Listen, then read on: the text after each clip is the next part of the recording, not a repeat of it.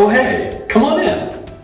Welcome to my home. In August 2020, I bought my first home, a condo in Halifax, Nova Scotia, Canada. When looking to buy a home, there was one thing I knew I wanted to do right from the start, and that was to turn it into a smart home using Apple HomeKit. Before buying this place, I of course lived in apartments. In these apartments, I made small little changes like adding Philips Hue light bulbs and using an August door lock. But I really wanted a place where I could go all in by customizing everything and anything. Now, being someone who really loves technology, I started buying up a lot of smart home gear. I started filling up my Amazon cart and visiting local retailers. I got anything my heart wanted. What that ended up meaning is that I had a lot of stuff to move from my old apartment to my new condo, because who doesn't love schlepping stuff on moving day? This process looked a lot like a shopping addiction to my best friend, and he was dumb enough to ask how much I was spending and began judging me very harshly. But from my perspective, this was, and still is, a huge passion project for me.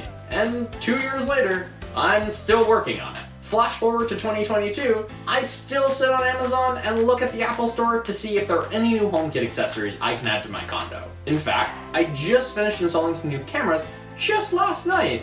So this video in itself is a project that I've been wanting to do for a really long time, and I'm thrilled to finally have the opportunity to do it. So, before we get started with the tour, let's roll the intro.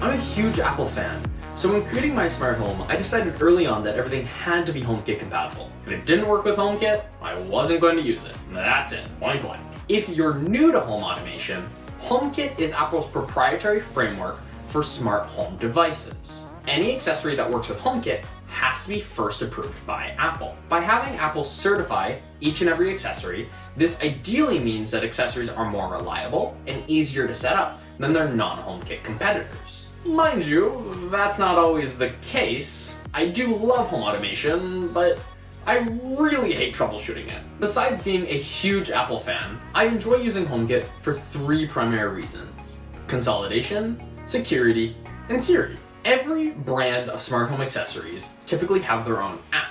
This means that you have to remember which accessory lives in which app and what accessory does what, and you have to find it on your device, and it gets really, really messy. Enter HomeKit and the Apple Home app. Every HomeKit accessory comes with an 8-digit code that allows it to be added into the Apple Home app. The Home app consolidates all of your HomeKit compatible accessories into one place, regardless of device or brand. This makes it easier for you to control and manage all of your smart home accessories. Within the Home app, you can bundle accessories into actions that are called scenes. You can enable these scenes via tiles or with voice control via Siri. You can also create automations that happen at specific times of day, when you arrive or leave home, or when you control another accessory. You can even invite other people to be able to control your smart home from their own Home app. Now, Apple has always prided itself on security and privacy. HomeKit is no exception to that. HomeKit is fully encrypted both in transit and at rest. Additionally, Apple has rolled out some really cool features called HomeKit Secure Video and HomeKit Secure Routers to help users protect their privacy from third parties. Finally, we have Siri. Siri can get a pretty bad rap, but on HomeKit it's mostly pretty good. Being a person who has all Apple devices, including HomePods and Apple TVs and whatnot, Siri support comes in really handy. So come on, I want to take you on a tour with me of my new HomeKit home.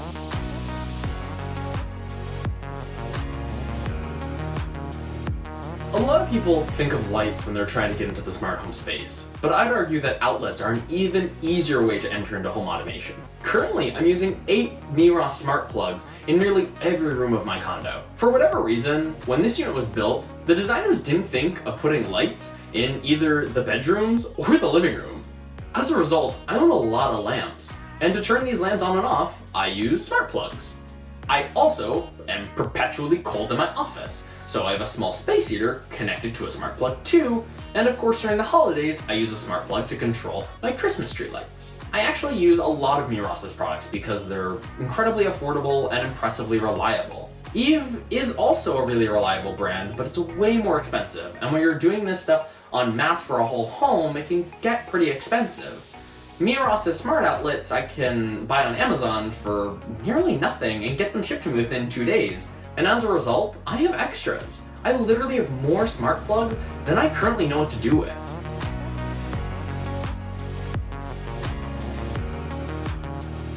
Miros is one of the most affordable smart home brands I've been able to find, up there with Aqara and IKEA. That's why when I moved into my condo, I replaced every single one of my dumb switches with a smart one. And I mean every one. That includes my bathroom fan, my storage room, and my deck light. I am now a fully qualified electrician, but please don't tell the condo board. At the same time, my best friend questioned my decisions to do all of those. But I promise you, I don't regret a single one. I never forget to turn on my bathroom fan anymore because of a HomeKit scene to do it for me.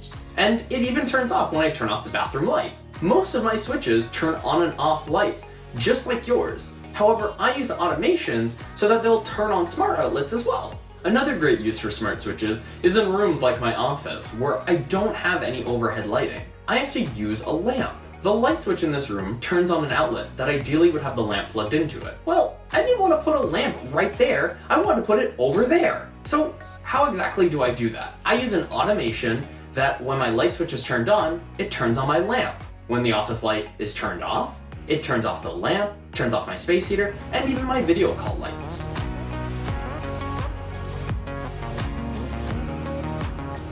So I just mentioned my video call lights.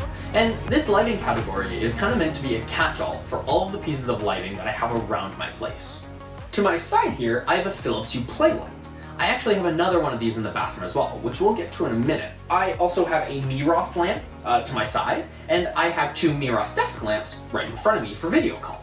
The bathroom Hue light is just meant to produce some soft lighting to avoid turning on that harsh main light. As a little side note, I use a little Aqara button to be able to turn this light on and off when I want to manually, so it's separate from the main light switch. Both my TVs actually use 2 different light strips behind them to add some really cool accent lighting. Unfortunately, both those light strips are discontinued. So if you're looking for a light strip, I would actually encourage you to go check out the ones from Miros. In my kitchen, I added 2 GU10 bulbs from Philips Hue. I wanted to be able to have my stove lights turn on and off with my other kitchen lighting using another automation. These bulbs had an added benefit that they're also dimmable, so in the evening I can set them to a nice soft lighting, usually around 20 to 30%. In my bedroom, I have some really cool nano leaf shapes that add some fun colors and ambient lighting in the evening. Last in this category is the Miros floor lamp. I actually use 2 of these lamps in my office, both attached to my desk. The floor lamp name is a little misleading because not only do they come with full stands, but they can also attach to your desk. They make for really great video call lighting because they're also dimmable, and because they have HomeKit support, they are able to be integrated with Siri shortcuts, so I can turn them on when I open Zoom and turn them off when I close Zoom. Because of this HomeKit integration, they actually give something like Elgato's lights a really good run for their money.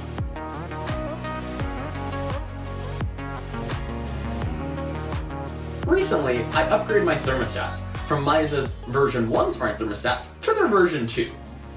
Miza is actually a Canadian company located in the province of Newfoundland, north of me. Unfortunately, I had a ton of issues with their first version, but I'm really happy to say that the V2s have been really reliable. Initially, I wanted to use Ecobee thermostats because they're kind of like the default thermostats for HomeKit users. When I was doing my initial unit inspection and I was talking to the inspector saying I wanted to install smart thermostats, he said that most of them are low voltage, and my home was high voltage.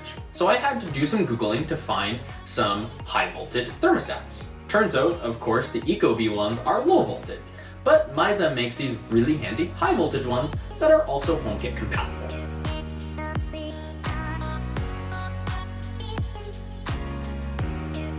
When buying blinds for this place, I found out something really interesting. Blinds are expensive.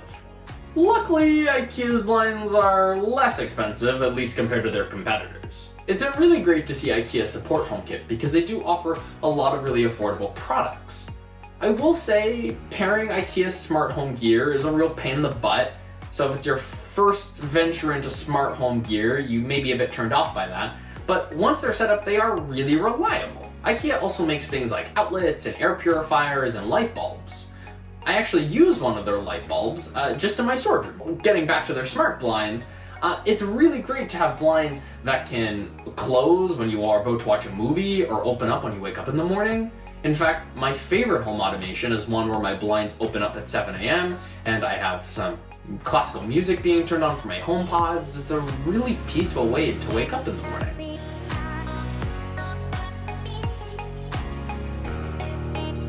On my front door, I'm using a Schlage Sense door lock. I picked this door lock because I want to be able to unlock via HomeKit, with a passcode, or with a physical key. These options are important to me because I didn't want to be locked in my home in the event that the battery died. Mind you, that hasn't happened yet, and in 2 years, all that anxiety has dwindled, but it hasn't disappeared in its entirety.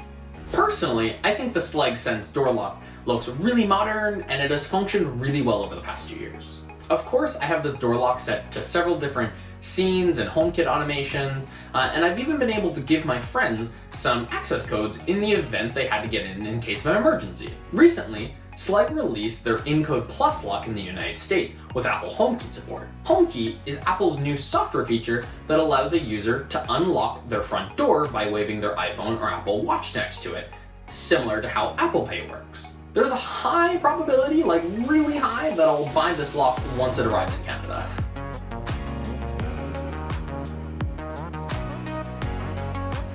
Sensors are perhaps the least sexy part of HomeKit, but they are incredibly valuable should something ever happen. In my hallway, I'm using First Alert's one-link smoke and carbon monoxide detector. This 2-in-1 sensor will actually send me notifications if it ever detects smoke or CO2.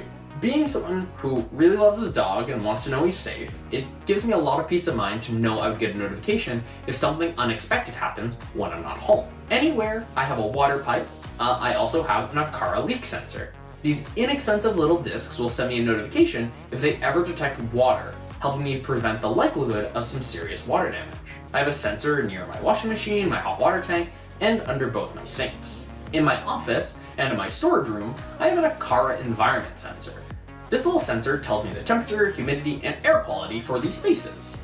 Lastly, I have an Eve door and window sensor on my front door. Now, don't tell my neighbors, but sometimes when I take my dog out, I don't always lock my door. But I still want to have a little reassurance that I know no one's coming in and out without my knowledge. So, if the door is opened, I get a notification, and when it's closed, I get another one thanks to this little sensor.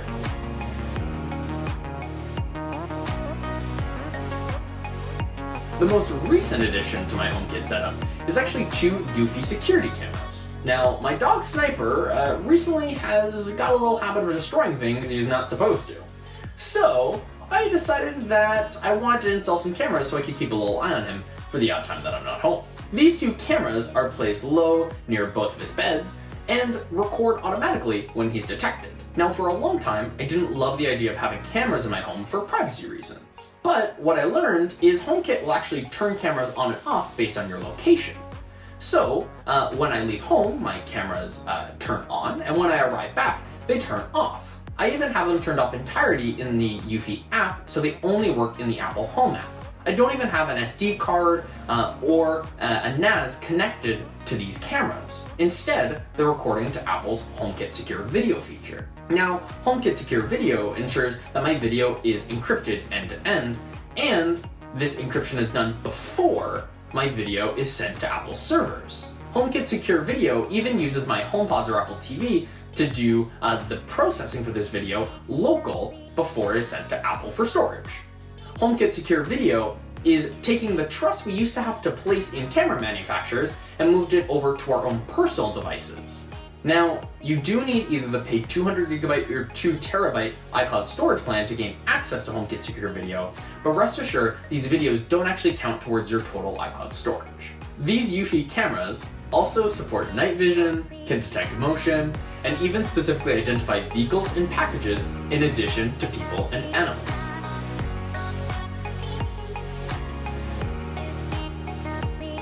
On my network, I opted to use an Eero Pro 6 router.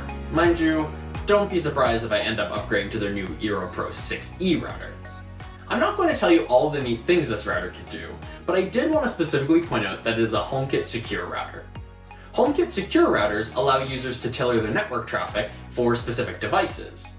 For example, maybe I get some smart plugs from a brand that I'm not super familiar with. I want to make sure it doesn't connect to anything outside of my local network.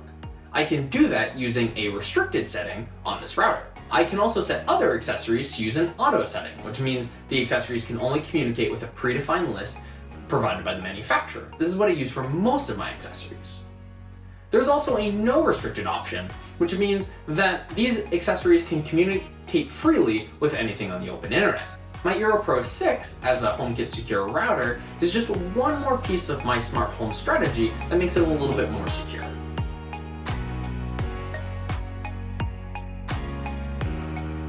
To start using HomeKit, you need to either have an iPad that stays at home, a HomePod mini, or an Apple TV 4th generation or newer. Now I have 4 HomePods, 3 HomePod minis, and 2 Apple TVs, so there's no shortage of home hubs to manage all of my HomeKit accessories. Essentially, a home hub works as an intermediary between the Apple HomeKit app on my other devices and my accessories.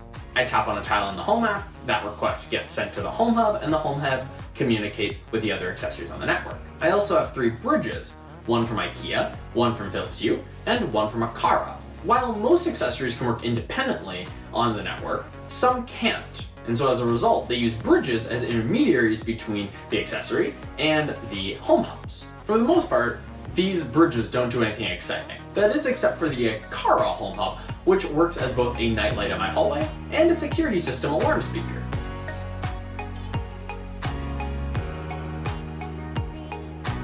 For the most part, this condo feels pretty done. For now, I may just add an IKEA air purifier or a HomeKit space heater. I am keeping my eyes on some HomeKit compatible faucets, but they're still crazy expensive at the moment. I also purchased another accessory from Myza that lets me control my air conditioner through HomeKit. So as the weather begins to warm up here in Nova Scotia, I might give that a try. So there you have it. That's all the gear in my HomeKit home. I really love home automation because, well, it just makes my life easier, makes me more efficient. Whether it's through automations or scenes or just being able to control a light on my phone or with my voice, it's become a normal part of my life. I'm sure I'll still add more devices and find ways to improve as time goes on, but I just find this stuff really cool and I'm always looking for the next accessory. I hope you enjoyed this video, and I'll see you next time. Bye!